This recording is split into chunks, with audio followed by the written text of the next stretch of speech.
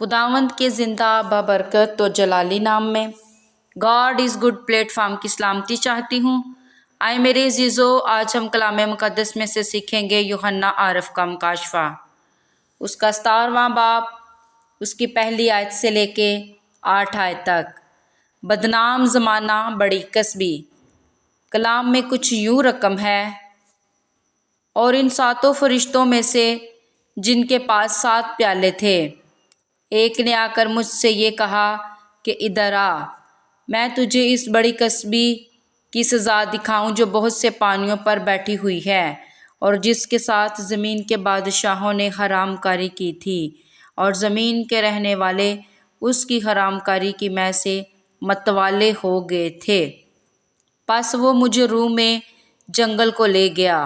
वहाँ मैंने किरमिज़ी रंग के हिवान पर, जो कुफर के नामों से लपा हुआ था और जिसके साथ सर 10 सींग थे, और एक औरत को बैठे हुए देखा।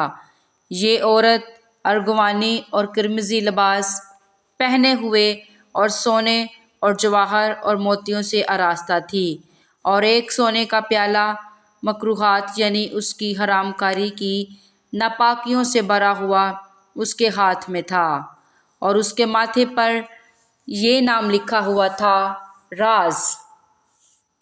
बड़ा शहर बाबुल कस्बियों और ज़मीन की मखलूक़ात की माँ। और मैं इस औरत को मुक़द्दसों का खून और यस्सु के शहीदों का खून पीने से मतवाला देखा, और उसे देखकर सख्त हैरान हुआ। उस फरिश्ता ने मुझसे कहा, तू हैरान क्यों हो गया?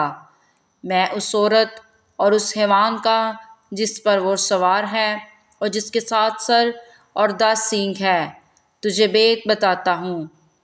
ये जो तूने हैवान देखा, ये पहले तो था मगर अब नहीं है, और आइंदा था गड़े से निकल कर हलाकत में पड़ेगा। और ज़मीन के रहने वाले जिनके नाम बनाए आलम के वक़्त से किताब ख़यात में लिखे नहीं गए, इस हैवान का ये हाल देखकर कि पहले था और अब नहीं और फिर मौजूद हो जाएगा, तो तअज्जुब करेंगे। खुदावंद का पाक कलाम का पढ़ा और सुना जाना मेरे लिए और आपके लिए बाइस बरकत ठहरे। आए मेरे अज़ीज़ों, खुदावंद आपको इस कलाम के वसीला से बहुत सी बरकत दे और आपकी ज़िंदगियों में जलाली काम हो। खुदा आप सबको बरकत दे। आमीन।